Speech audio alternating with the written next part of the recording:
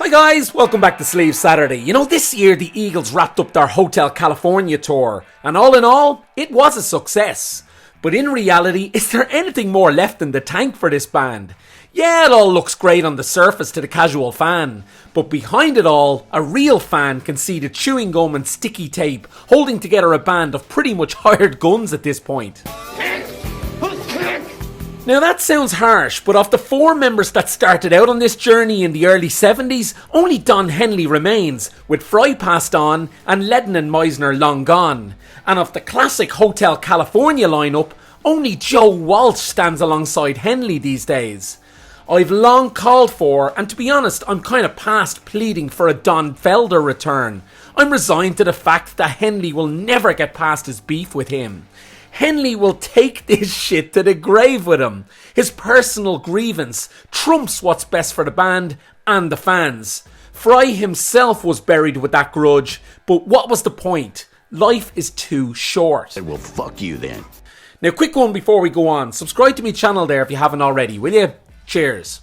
Right, then there's Deacon Fry, who I covered in this video. A lad who couldn't stand being in his father's shadow or work under the iron fist of Don Henley. His 1 foot in, 1 foot out approach to the last tour left fans baffled as to who would be on stage on any given night. Vince Gill, although a terrific stand-in and a good fit, just isn't an Eagle if fans are honest with themselves. And Tim Schmidt? Well, he's a workhorse who never truly got a fair crack of the whip with the band in their heyday.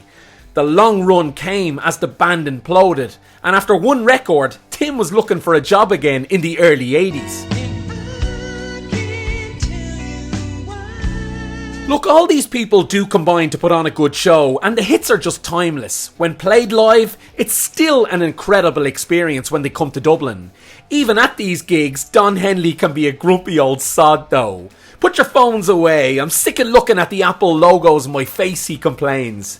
Now look, I do agree with that. Constant phones in the air at gigs these days is a shit looking sight.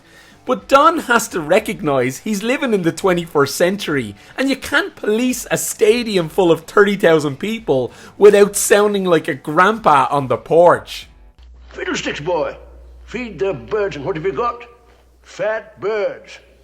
Look, as I said, it's always a good show, but to a degree, it's kind of played out at this point. For a band with such a small back catalogue, just 7 albums, 6 of which were released in the 1970s, they have done well and had a good run.